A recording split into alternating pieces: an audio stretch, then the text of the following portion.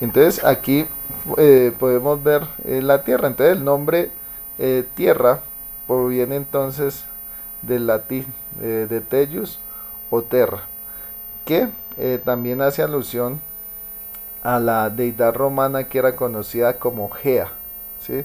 Entonces Gea era la diosa de la fecundidad y la feminidad. Entonces nuestro planeta tiene su nombre en el origen también de la antigua Grecia, que va a ser otra civilización que vamos a ver más adelante. O sea, apenas veamos todas las civilizaciones fluviales, vamos a ver las civilizaciones mediterráneas y ahí vamos a hablar también mucho de lo que es Grecia, y también vamos a ver cómo mucha de su influencia está actualmente, porque además del nombre de la tierra, el nombre de los días de la semana también proviene de el griego.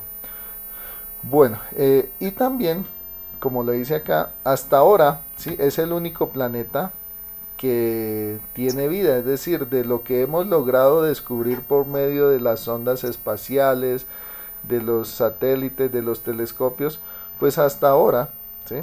Es el único planeta conocido que sabemos que puede albergar vida. También nuestro planeta es conocido como el planeta azul, obviamente porque ustedes saben que el 70% o un poco más de nuestra Tierra está cubierta por agua, ¿sí?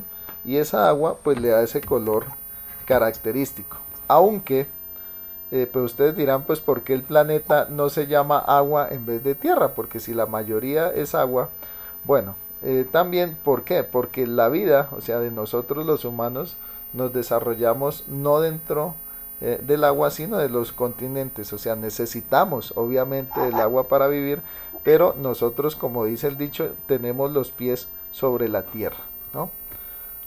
Bueno chicos, vamos a ver un video, no es muy largo, dura apenas 10 minuticos y medio, en donde vamos a ver, ay, espere que, Vale, profe. eh, vamos a ver la historia de la Tierra, es decir, un resumen de todo lo que es la historia geológica de la Tierra, pues llevado a cabo en 11 minutos. Ay, otra vez. Bueno. Puede ser difícil para una persona imaginar que la vida en nuestro planeta alguna vez fue diferente de lo que es hoy. Por supuesto, puedes imaginarte a ti mismo como un caballero medieval o incluso un vikingo, gracias a películas históricas, programas de televisión y un poco de libros de textos escolares. Pero, ¿qué pasa con el tiempo en que no había gente en la Tierra? ¿O hubo alguna vez ancestros lejanos de humanos que vivieron tan lejos en el pasado que Hollywood ni siquiera los recuerda? Bueno, si bien los científicos aún no han inventado una máquina del tiempo, te sugiero que eches un vistazo a la historia de nuestro planeta con tus propios ojos. Para empezar, volvamos al pasado.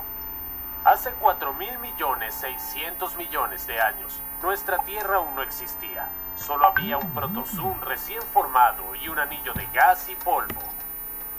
Una vista increíblemente hermosa, pero estamos interesados en algo un poco diferente. Avancemos rápidamente un poco más adelante. Hace 4.540.000.000 de años, nuestro planeta se formó. En aquel entonces estaba lo más lejos posible de ser habitable. Las condiciones en la Tierra eran realmente infernales. En lugar de los paisajes habituales, había un mar de fuego de roca fundida. Había elementos radioactivos por todas partes, y la temperatura de la superficie alcanzó los 4.700 grados Celsius, es decir, 8.492 grados Fahrenheit. En lugar de aire había dióxido de carbono, nitrógeno, azufre y vapor de agua. En lugar de tierra firme, océanos magmáticos. Agrega a eso bombardeo constante de asteroides grandes y obtendrás una imagen que se parece más al final de la Tierra que a su comienzo. Después de varios millones de años, como resultado de una colisión con un planeta joven llamado Theia, la Luna se formó gradualmente. Un día en aquel entonces duró aproximadamente 6 horas. Con un día tan corto, tener tiempo para cualquier cosa sería simplemente imposible. Era bueno que el día laboral aún no existiera. Desde hace aproximadamente 4.100.000.000 de años hasta hace 3.800.000.000 de años, el bombardeo pesado tardío golpeó la Tierra. una gran cantidad de asteroides. Algunos científicos sugieren que en ese momento ya habían océanos en la Tierra, a pesar de su alta temperatura. Honestamente, apenas lo creo, pero ¿quién soy yo para discutir con los científicos? Fueron los asteroides los que ayudaron al planeta a cubrirse gradualmente con agua. Según una teoría, los asteroides llevaron consigo una pequeña cantidad de humedad vital y la llevaron a la Tierra. Así es como durante miles de millones de años, aproximadamente la mitad del agua del océano mundial llegó a la Tierra desde el espacio. Después de que terminó el bombardeo, es decir, hace unos 3.800.000 millones de años, la temperatura de la Tierra comenzó a disminuir lentamente, pero las formas de vida actuales no podrían sobrevivir en la superficie del planeta de todos modos, porque no había oxígeno en su atmósfera y no había una capa de ozono para bloquear la radiación ultravioleta. Sin embargo, hay fósiles que tienen aproximadamente 3.500.000 millones de años, lo que significa que la vida en la Tierra podría haber surgido mucho antes de lo que solíamos pensar. Desde 3.200.000 millones hasta 2.800.000 millones de años atrás, casi toda la superficie del planeta estaba ocupada por un océano poco profundo, cuya temperatura oscilaba entre 55 y 88 grados centígrados, es decir, 131 a 190 grados Fahrenheit. Sin embargo, los microorganismos ya estaban habitando esta agua caliente. La Tierra era solo islas volcánicas que crecían lentamente con el tiempo. Solo imagina lo caliente que estaba. Los días comenzaron a alargarse. Y hace aproximadamente 2.500.000 millones de años, el primer supercontinente Kenorland comenzó a formarse. Avancemos un poco más. Hace 1.500.000 millones de años, los días terrestres duraron al menos 16 horas, aunque todavía no existían organismos complejos. Pero las placas litosféricas continuaron moviéndose, y después de 400 millones de años, crearon otro supercontinente, Rodinia. Y después de un tiempo, Pangea. Hace unos 650 millones de años, según la teoría popular, nuestro planeta era una bola de nieve. Literalmente, esta teoría se llama Snowball Hair. Los científicos suponen que todo estaba completamente cubierto de hielo, e incluso el Ecuador estaba tan frío como la Antártida moderna. Da miedo incluso pensar cuál era la temperatura en los polos en ese momento. Pero incluso bajo una gruesa capa de hielo, el planeta mantuvo una temperatura bastante alta. Ninguna edad de hielo puede matar volcanes, y el dióxido de carbono de sus erupciones que se acumuló en la atmósfera derritió gradualmente los glaciares. Este derretimiento liberó una gran cantidad de oxígeno que cambió para siempre el planeta. Hace aproximadamente 541 millones de años ocurrió una explosión cámbrica. Las temperaturas se elevaron a 30 grados centígrados u 86 grados Fahrenheit, y una concentración récord de oxígeno causó la aparición de una gran cantidad de organismos vivos. La diversidad biológica era tan impresionante que algunas criaturas incluso desarrollaron exoesqueletos para protegerse de ser comidos por otros. Los investigadores creen que casi todos los tipos de animales existentes aparecieron durante este periodo, y la duración del día alcanzó las 22 horas. Hace 450 millones de años, las plantas y los artrópodos comenzaron a conquistar activamente la Tierra. Hace 419 millones de años aparecieron los primeros insectos. Hace unos 300 millones de años, la mayor parte de nuestro planeta estaba ocupada por pantanos. Muchos científicos, como el profesor Frederick Rich, mantienen esta opinión, pero los pantanos de la antigüedad no eran como los modernos. Algunas plantas alcanzaban los 30 metros de altura o 98 pies, y los insectos gigantes volaban por todas partes. Esto fue gracias a la alta concentración de oxígeno. Alégrate de que los enormes ancestros de nuestras libélulas modernas no sobrevivieron hasta el día de hoy. En serio, ese no sería el reemplazo más agradable para las palomas. Hace 252 millones de años, se produjo el evento de extinción Pérmico-Triásico, destruyendo el 96% de las especies marinas y el 73% de las especies de vertebrados terrestres. Lo más probable es que numerosas erupciones se convirtieran en la causa de la extinción. El aire estaba lleno de cenizas y dióxido de carbono. Había poca luz solar, y la lava fluía por todas partes. Cualquiera moriría en este entorno. Luego llegaron los dinosaurios para reemplazar las especies destruidas. Pero no solo los enormes dinosaurios dividieron el planeta entre ellos, sino que los continentes también se movieron. Hace unos 175 millones de años, Pangea comenzó a separarse. Apareció el Atlántico y otros océanos, y el mundo comenzó a tomar su forma actual que vemos hoy. En este momento puedes encontrar los primeros pinos, mantis religiosas y abejas. Hace 50 millones de años, el poder sobre el planeta pasó a los mamíferos. Sin dinosaurios, comenzaron a sentir libertad. Se extendieron activamente por todo el planeta y evolucionaron con todas sus fuerzas. Mientras tanto, la duración del día había alcanzado casi 24 horas y la temperatura permaneció estable cerca de la marca de 24 grados Celsius o 75 grados Fahrenheit. Hace unos 8 a 4 millones de años, según los científicos, se produjo una división importante. Los antepasados de los simios modernos comenzaron a separarse de nuestros antepasados, cada uno siguiendo su propio camino evolutivo. Hace unos 4 millones de años, el clima en el planeta cambió una vez más. Por supuesto, esto no sucedió de inmediato, pero fue el clima el que convirtió parte del denso bosque en la sabana. Según una teoría, esto es lo que hizo que nuestros ancestros lejanos treparan por los árboles, se pusieran de pie y comenzaran a buscar comida. No fueron la única especie en particular que comenzó a luchar por la supervivencia. Muchos trataron de adaptarse a los cambios. Pero al final, solo los humanos tuvieron éxito en la medida en que inventaron herramientas como la rueda y Netflix. Hace 1.400.000 años, el Homo erectus comenzó a colonizar Eurasia. Hace 790.000 años ya sabían cómo usar el fuego. Lo que era exactamente la población de la Tierra durante este periodo es bastante difícil de calcular.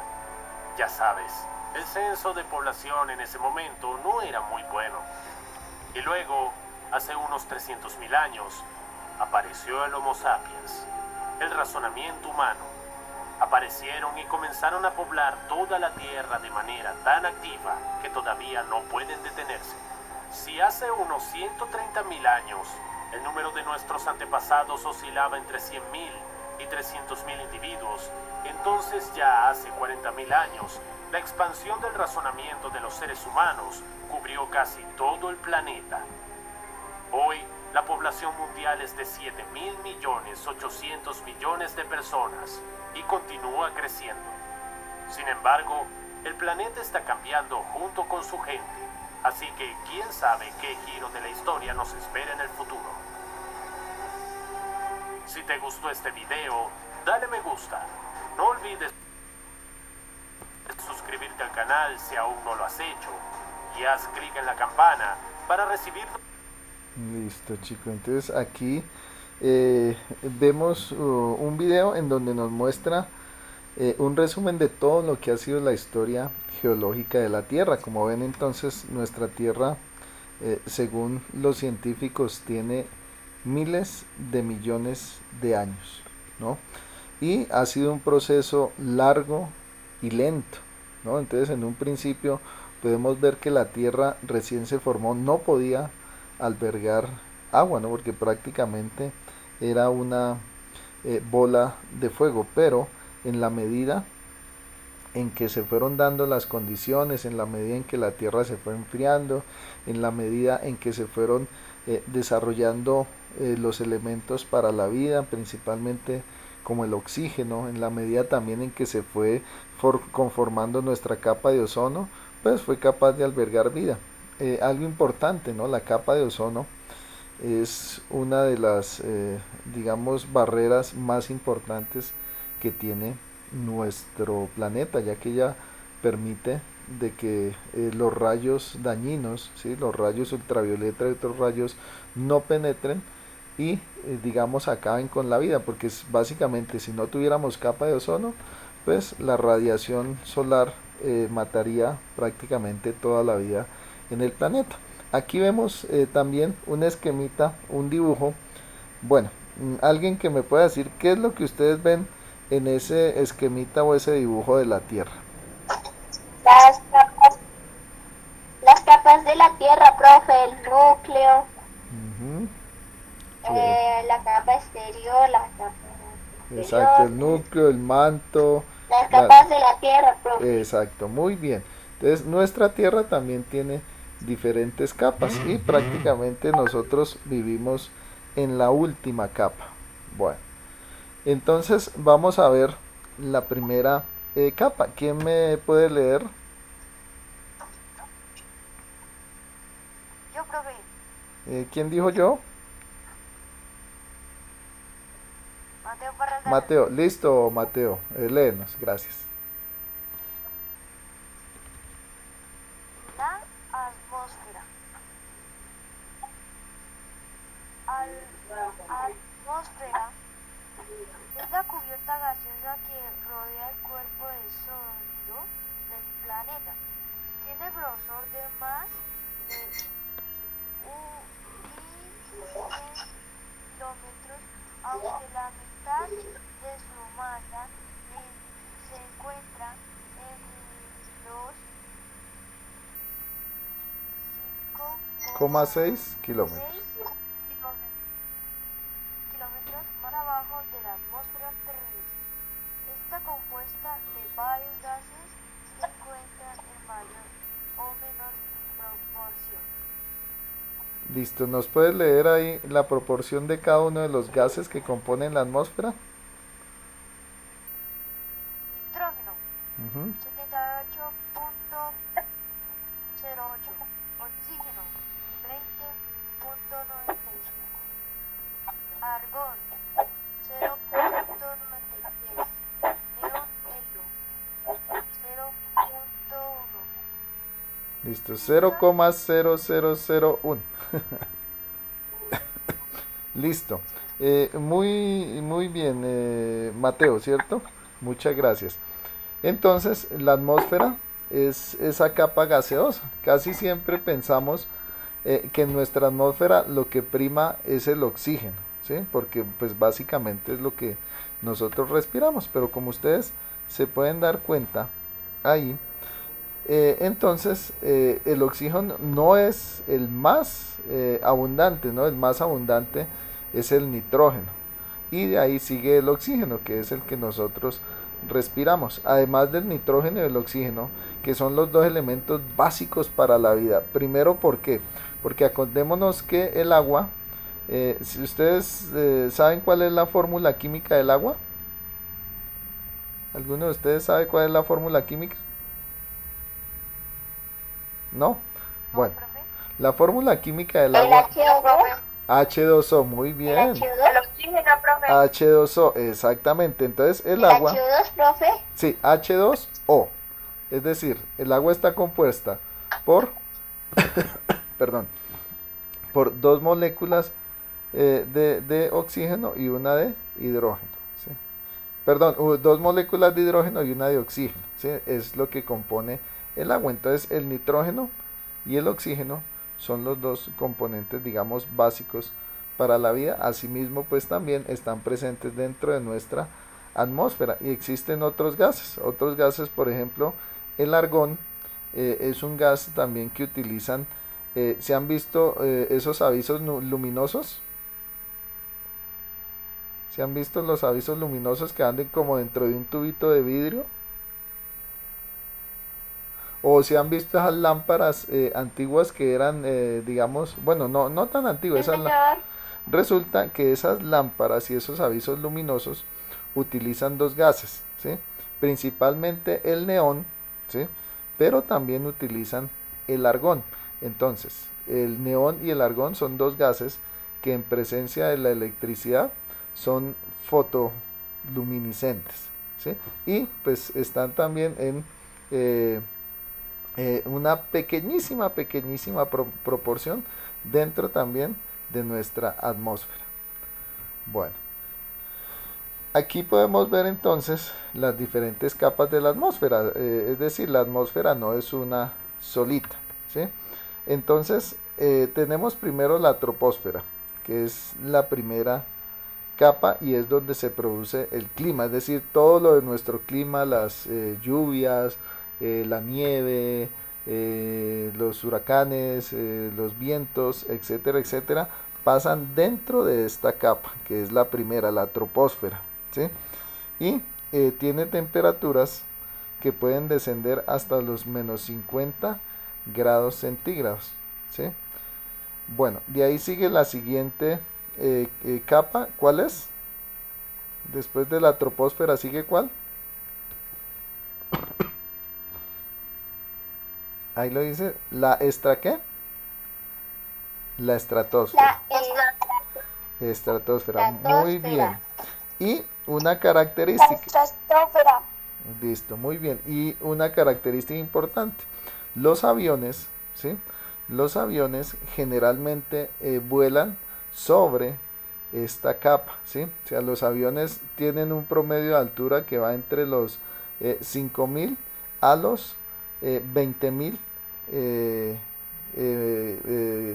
metros, es decir, entre los 8 y los 20 kilómetros. Entonces, los aviones vuelan en esta capa. También en esta capa es donde se encuentran los niveles más altos de lo que es la capa de ozono, es decir, la capa que nos protege y la que evita que los rayos ultravioleta del sol pues dañen todo lo que es la vida en el planeta. De ahí sigue entonces la siguiente capa, que es la mesósfera. Uh-huh. Que algo importante, todos los días caen pequeños meteoritos en nuestro planeta, es decir, pequeñas rocas que vienen desde el espacio, que son atraídas a nuestra atmósfera y que gracias a la mesósfera, ¿sí? Gracias a la mesósfera, entonces allí es donde estos meteoritos, que pueden ser muy pequeños, pueden ser del tamaño de una pelota de ping pong o pueden ser del tamaño, digamos, de un auto, ¿sí? Entonces en esta capa, en la mesósfera, es donde estos meteoritos se desintegran, ¿sí? Y muchos de esos meteoritos que se desintegran es lo que nosotros en las noches vemos como las famosas estrellas fugaces, que no es que sean estrellas, ¿sí? Que a veces vemos que un destello que pasa, no es que sean estrellas como tal, sino que son el destello de los meteoritos cuando se desintegran al entrar en nuestra atmósfera y pues especialmente en lo que es esa capa que es la mesósfera, cuya temperatura pues es muchísimo más baja, ¿sí? Mientras que en la troposfera, que es digamos donde estamos, se puede llegar hasta los menos 50, en la mesósfera se puede llegar hasta los menos 100 grados. Y de ahí pasamos a la siguiente capa, que es digamos un cambio completamente de ¿sí? ¿La qué? ¿Me ibas a leer? La Estratosfera. No, antes la termósfera, te saltaste una. La termósfera. Precisamente, termo, la palabra termo viene del griego que quiere decir temperatura o calor, ¿sí? Entonces, esta capa es una de las capas más calientes. Si ven ahí que dicen que puede llegar hasta los 1000 grados, entonces esta es la primera capa por donde pasan las naves espaciales. Ustedes saben que el hombre ha logrado llegar al espacio, que tenemos una estación espacial internacional, ¿sí? Resulta que todos estos aparatos, ¿sí? Todos estos cohetes y estos transbordadores espaciales, ellos deben tener un recubrimiento cerámico, ¿sí? Este recubrimiento cerámico es capaz de resistir hasta los 1500 grados de temperatura. ¿Por qué? Porque resulta que cuando una nave de estas reingresa a la Tierra desde el espacio, pues cuando pasa por esta capa, por la atmósfera, pues llega a alcanzar por la fricción hasta los 1200 grados. Es decir, si estas naves espaciales no tuvieran ese recubrimiento cerámico, pues básicamente ¿qué pasaría? Cuando una nave de esa reingresa, se derretiría al pasar por la termósfera. Entonces por esta capa llamada termósfera es que las naves espaciales deben tener ese recubrimiento especial cerámico que es capaz de resistir hasta los 1500 grados centígrados, o si no, estas naves espaciales pues básicamente se derretirían al reingresar. Y por último, ahora sí tenemos la exósfera, ¿sí? Y la exósfera es básicamente la capa o prácticamente el lugar donde empieza ya lo que es el espacio. Entonces, en este lugar es donde orbitan, ¿sí? Orbitan todos los diferentes satélites que hay sobre la Tierra. Acordémonos que hay distintos tipos de satélites, ¿no? Por ejemplo, si ustedes han visto DirecTV, ¿cierto? Que DirecTV le dan a uno una antenita. Bueno, ¿por qué DirecTV le da a uno una antenita? Porque es televisión por satélite. Es decir, hay un satélite en esta capa, en la exósfera, que está transmitiendo la señal de esta cadena de televisión, y asimismo hay muchas otras. También, por ejemplo, yo sé que en los pueblitos de pronto ustedes también habrán visto que le ofrecen uno internet satelital, ¿sí? Entonces todos esos satélites de comunicaciones, perdón, que transmiten internet, que transmiten la televisión, que transmiten datos, están entonces orbitando en esta capa llamada como la exósfera, ¿sí? Entonces aquí podemos ver las 5 capas que tiene nuestra atmósfera, ¿sí? La troposfera, la estratosfera, la mesósfera, la termósfera y la exósfera. Bueno, ahora pasamos a la siguiente capa. ¿Quién me puede leer? ¿Quién me quiere leer ahí? Yo, profe. ¿Listo? Yo, profe. Yo, profe. Jimena, listo. Yo, profe. Sí, Jimena. Vale.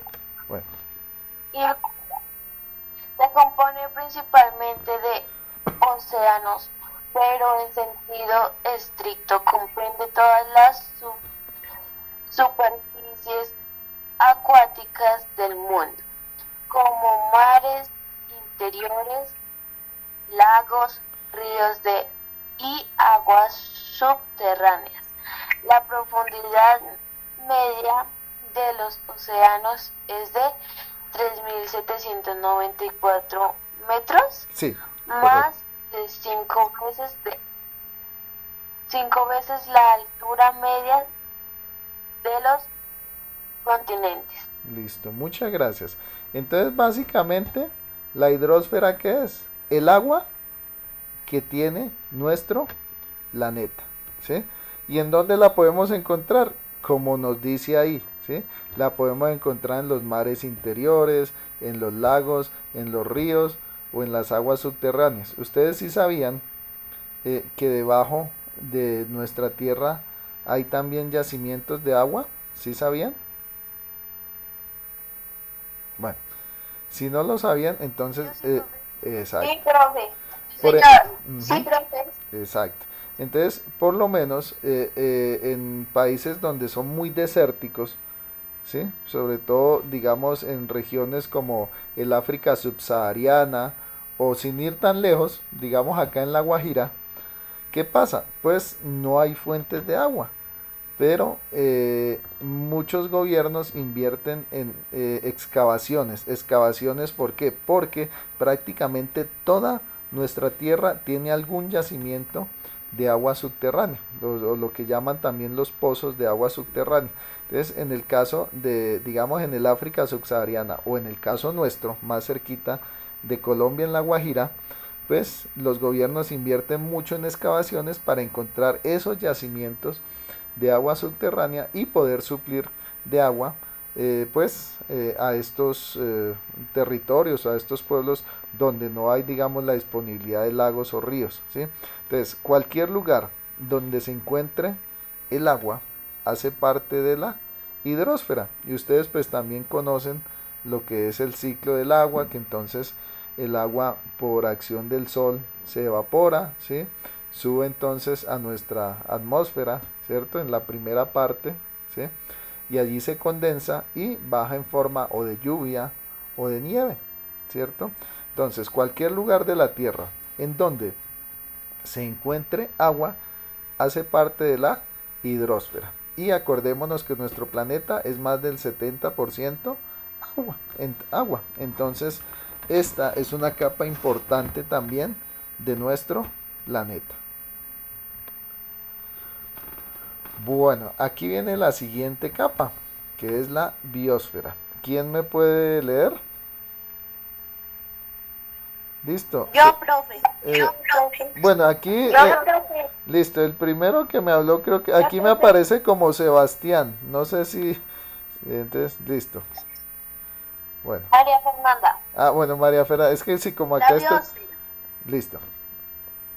Léeme, María Fernanda. La biosfera es o esfera de vida es la parte de la Tierra donde se desarrolla la vida y es un espacio lleno de materiales que se mueven del ciclo impulsado por energía solar. También la biosfera se refiere a la capa más externa de corteza terrestre donde el aire, agua y el suelo interactúan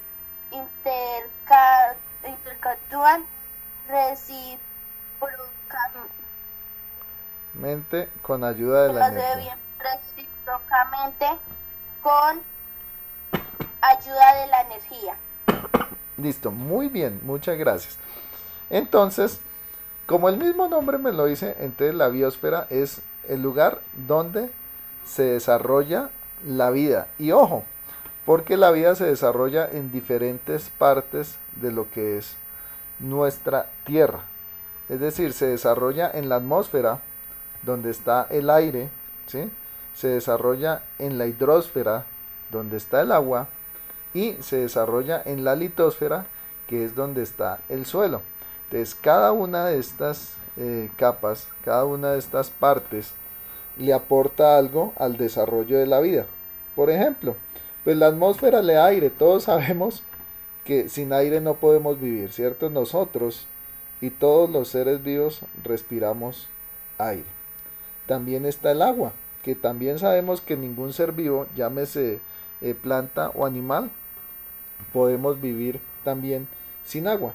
Y ahí también tenemos en esta primera parte de la atmósfera, la troposfera, lo que es la luz, la temperatura y la humedad. Acordémonos que estos tres factores, la luz, la temperatura y la humedad, producen lo que conocemos como el clima, ¿sí? Entonces, de que haga calor, de que haga frío, de que llueva, de que nieve, ¿sí? Depende precisamente de estos tres factores, la temperatura, la luz y la humedad, ¿sí? Y sabemos que el clima pues es necesario. Por ejemplo, ahorita en nuestro país estamos viviendo una época de lluvias, ¿cierto? Que pues a veces causa algo de derrumbes, a veces causa algo de desastres, perdón, pero es también necesario, porque bueno, ustedes no, la mayoría no habían nacido, pero a finales de los años 90 empezó en Colombia a darse lo que era el fenómeno del niño, ¿sí? Entonces fue un fenómeno que redujo drásticamente las lluvias en nuestro país y llegó a ser tan grave que llegó a haber hasta un racionamiento eléctrico, es decir, le cortaban a uno la luz. ¿Por qué? Porque los embalses que producen la energía eléctrica, ¿sí? Hidroeléctrica, estaban tan bajitos que era imposible generar energía. Entonces, el clima también es necesario. O sea, ahorita que haya lluvia, pues a veces puede causar males, pero son más los beneficios que tenemos de la lluvia, porque permite entonces que los cultivos se llenen de agua, que se renueven las fuentes hídricas, que muchas de ellas también se purifiquen, ¿sí? Y también tenemos la litosfera, que es donde estamos nosotros, que es donde se desarrollan la mayoría de animales y la mayoría de plantas. Entonces, esta mezcla de la atmósfera y su aire, de la temperatura, la luz y la humedad, que nos da lo que se conoce como el clima, de la hidrosfera, ¿sí? Que nos provee de agua, y la litosfera, que nos provee de suelo, es lo que nosotros conocemos como la biosfera o el lugar donde se desarrolla toda la vida animal y vegetal. ¿Hasta ahí me hice entender? ¿Sí me hice entender, chicos? Sí, señor. Bueno, gracias. Y pasamos entonces a la siguiente. ¿Quién me puede leer entonces acá sobre la litosfera? Yo, profe. Listo. Yo, profe. Aquí me apareció primero que aparece con el nombre de Mercedes, pero no sé quién. Bueno, listo. ¿Quién el celular aparece con? Listo. Profe, fue que Listo. Entonces léeme.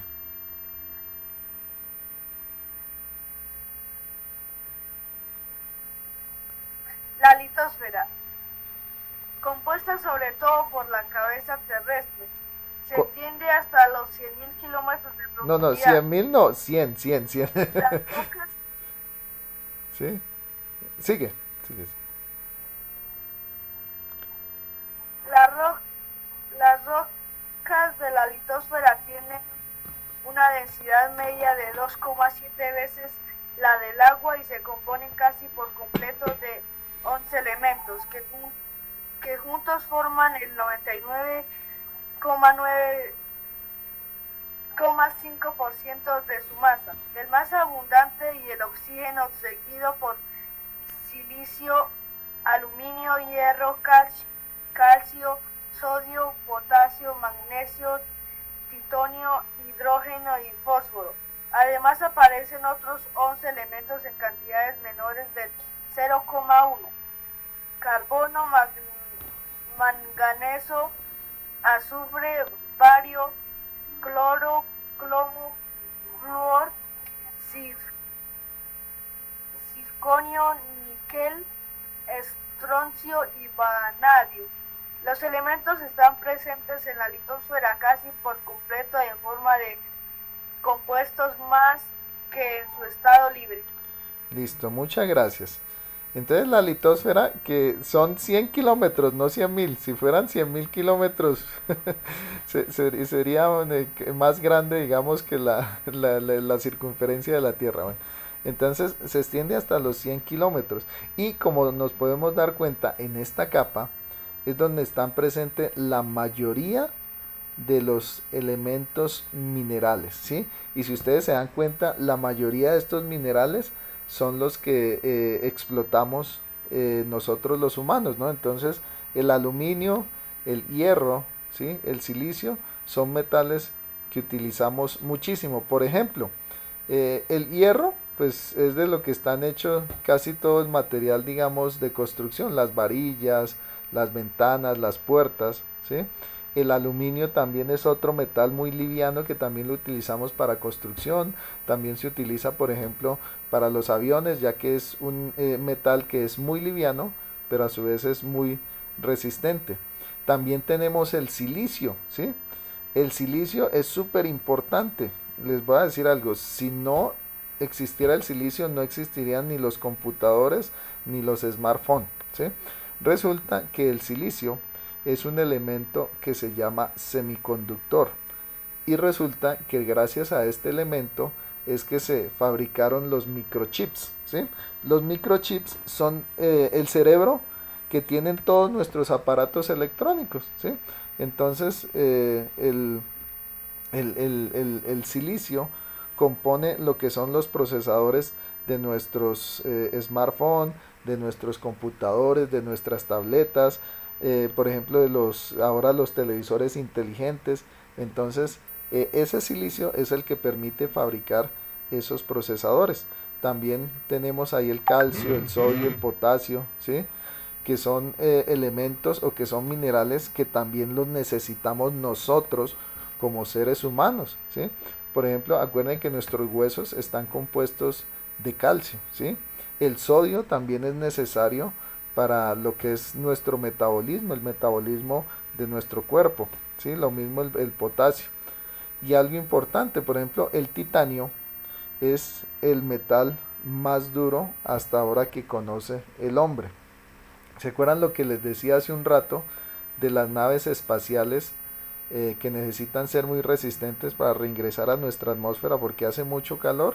Entonces, además de esta capa cerámica, muchas de esas naves espaciales también están fabricadas a partir del titanio, ¿sí?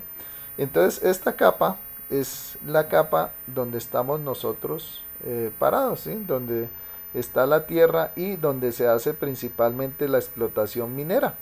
Por eso es que las minas, pues precisamente extraen todos estos minerales, ¿no? Extraen silicio, extraen aluminio, extraen hierro, calcio, bueno, etcétera, etcétera.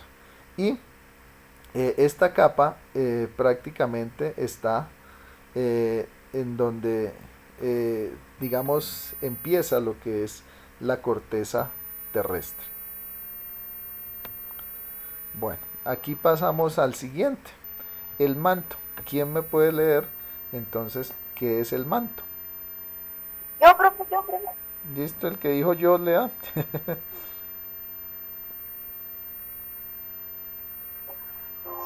Manto. Se extiende, ahora sí. ¿Se extiende? Se extiende desde la base de la corteza hasta una profundidad de unos 2.900 kilómetros, excepto en las zonas conocidas como astenosfera.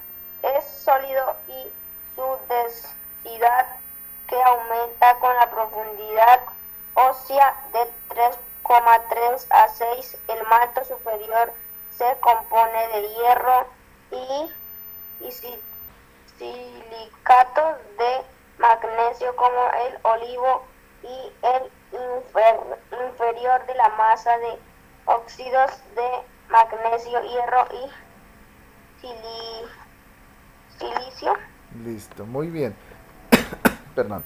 Entonces el manto se extiende a una profundidad, como le dice ahí, de casi 3.000 kilómetros. El manto es una de las capas más densas que tiene nuestra Tierra, y algo importante, empieza prácticamente desde la litosfera, o sea, desde la litosfera empieza el manto. Pero ¿por qué, digamos, separamos la litosfera del manto? Porque la litosfera, pues básicamente es el lugar donde, primero, donde estamos nosotros parados, ¿sí? Y segundo, donde los seres humanos hacemos toda la explotación de minerales, ¿sí? Como dato, el ser humano, el hueco, ¿sí? Llamémoslo así, o la caverna más profunda, ha llegado hasta los 50 kilómetros de profundidad, ¿sí? Es lo máximo que ha podido llegar el hombre, ¿sí? Pero ahí nos dice que el manto tiene 2.900 kilómetros, es decir, no hemos podido llegar ni al 1%, ¿sí? Del manto. Entonces prácticamente lo único que hemos podido nosotros, digamos, llegar o excavar es en la primera capita, es decir, en la litosfera. Pero el manto entonces sobre todo está compuesto de metales, es decir, el hierro y silicatos de magnesio, ¿sí? Es decir, magnesio, hierro y silicio son los principales elementos que componen nuestro manto. Y como podemos ver en el esquemita, ¿sí? Existe un manto superior y un manto inferior.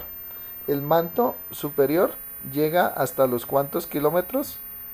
El manto superior, ahí pueden ver el numerito. 2.900. No, 670, acuérdate que es el primerito, ¿sí? Hasta los 670. Y ahora sí, el manto inferior, ese sí llega hasta ¿dónde? 2.900. Hasta los 2.900, exactamente. Entonces el manto de la Tierra se divide en dos: manto superior, que llega hasta los 670 kilómetros, y el manto inferior, que llega hasta los 2.900 kilómetros. Lo que les decía, el hombre no ha podido llegar, ¿sí? Al manto de la Tierra. Entonces ustedes dirán, bueno, si el hombre no ha podido llegar, entonces ¿cómo sabe de qué están compuestos los materiales? Pues en estas excavaciones que el hombre ha logrado hacer, que como les digo, pues lo máximo que ha llegado son los 50 kilómetros ¿sí? De profundidad, pues el hombre se ha dado cuenta que a medida que más profundo se llega, primero, se disminuye la presencia de los otros minerales. ¿Se acuerdan los que veíamos en la litosfera? Que eran muchísimos. Entonces se disminuye la presencia de esos materiales y aumenta la presencia de estos tres elementos, es decir, el magnesio, el hierro y el silicio. Y otra cosa, a medida que más se llega profundo dentro de la Tierra, también aumenta la temperatura. Por ejemplo, el hombre que logró excavar eso, que no es mucho, ¿sí? 50 kilómetros, se encontró con temperaturas de hasta 70 grados centígrados, ¿sí? Que lógicamente allá solo pudo llegar fue con trajes especiales, porque los seres humanos la máxima temperatura que eh, ha logrado soportar son los 55 grados. Bueno, ¿por qué se sabe eso? Porque hay una región de África que es la más caliente de la Tierra, en donde vive un pueblo que soporta esas temperaturas, es decir, los 55 grados, pero porque ellos están básicamente súper adaptados a eso, pero nosotros, básicamente los humanos, después de los 40 grados de temperatura, ya es muy difícil que, por ejemplo, logremos sobrevivir. Bueno, aquí sigue, perdón, la siguiente, la siguiente y última capa, ¿sí?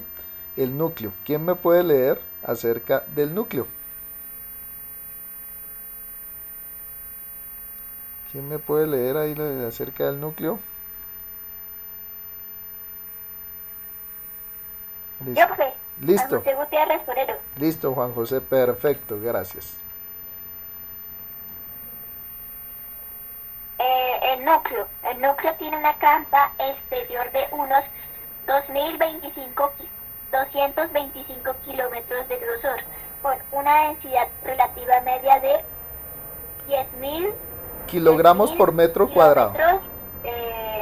No, eso se lee kilogramos por metro cuadrado. Eso. Listo, sigue. Vale. Esta capa es probablemente rígida y su superficie exterior tiene depresiones y picos. Por el contrario, el núcleo interior, cuyo radio es de unos 1.275.000 kilómetros, es sólido. Ambas capas del núcleo se componen de hierro con un pequeño porcentaje de níquel y de otros elementos.